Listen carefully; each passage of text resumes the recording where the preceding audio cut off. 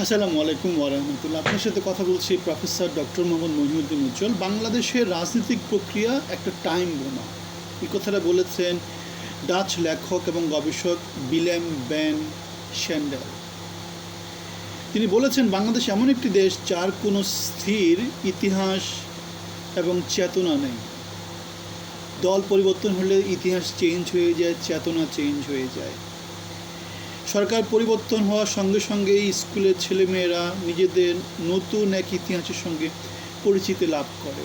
এটি শুধু হাস্যকরই নয়, এভাবে নিজের দেশের ইতিহাস বিষয়ে অস্থিতিশীলতা এবং বিভ্রান্তি যে কোনো তরুণ প্রজন্ম বেড়ে উঠছে। সত্যি বলতে তা বাংলাদেশের ভবিষ্যৎ রাজনৈতিক প্রক্রিয়ার জন্য একটা টাইম বোমা। বাটপার কেন্দ্রিক, চোর ডাকাত কেন্দ্রিক, চাঁদাবাজ কেন্দ্রিক, ব্যাংক লুটেরা কেন্দ্রিক, খুনি কেন্দ্রিক বাংলাদেশের যে শাসন ব্যবস্থা, এই শাসন ব্যবস্থা এটাই তো বাস্তবতা। ৫৫ বছর আমরা সেটাই দেখতে পেয়েছি। রাজাকার হয়ে যায়, আলবদর হয়ে যায়, আবার তারাই হয়ে যায় হচ্ছে গিয়ে বন্ধু হয়ে যায়। ক্ষমতায় যাওয়ার জন্য তাদের সমর্থন নিয়ে তাদেরকে মন্ত্রী এমপি বানায় দেয়।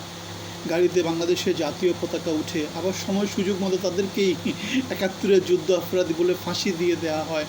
আবার রাজনৈতিক জোট করে তাদের সাহায্য নিয়ে কী করা হয়, ক্ষমতায় আসা হয়। এটাই হচ্ছে বাংলাদেশের রাজনীতি। এভাবেই চলছে জনগণের সাথে প্রতারণা। গত ৫৫ বছর ৫৪ বছরের ইতিহাস আমাদেরকে সেটাই বলে।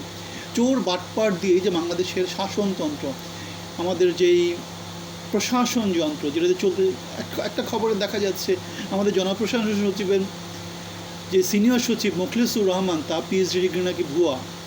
বাংলা ট্রিবিউন নাকি কি একটা পত্রিকা আছে সেটাকে নিউজ করেছে।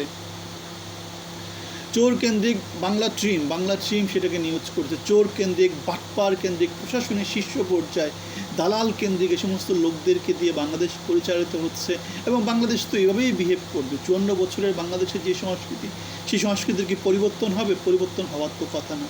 আমরা দেখেছি ১০ টাকা কেজি চালের কথা শুনেছি এবং সরকারে গিয়েছে সেটা দেখেছি। আমরা দেখেছি ঘরে ঘরে চাকরির কথা বলেছে এবং সরকারে গিয়েছে সেটা আমরা দেখেছি। চোর বাটপাররা এভাবেই জনগণের সাথে প্রতারণা করে এবং ক্ষমতায় গিয়ে কী করে তারা রামের রাজত্ব বাংলাদেশে প্রতিষ্ঠা করে। এখন আবার বলছে ১ কোটি লোকের কর্মসংস্থান করবে, $1 ট্রিলিয়ন ইকোনমি বানাবে। যেখানে আমরা দেখতে পাচ্ছি বাংলাদেশের ইকোনমিক যে গ্রোথটা, জিডিপি দিন দিন কমে যাচ্ছে।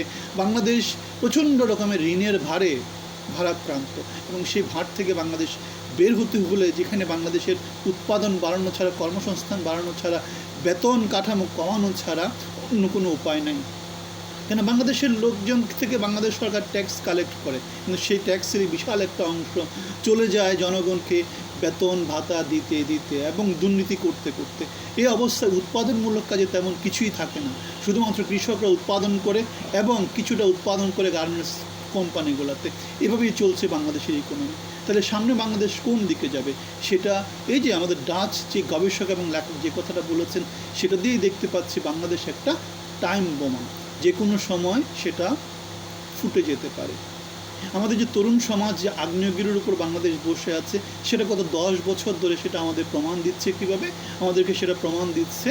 আমাদের নিরাপদ সড়ক আন্দোলন, ২৪-এর গণ অভ্যুত্থান অথবা মববাজি গত ১ বছর ১.৫ বছর ধরে যা হচ্ছে সেগুলো আমাদেরকে সেটারই ইঙ্গিত দেয়। তো বাংলাদেশের মুক্তির একমাত্র পথ হচ্ছে সুশীল সমাজের সঠিক নেতৃত্বে বাংলাদেশকে পরিচালিত করা।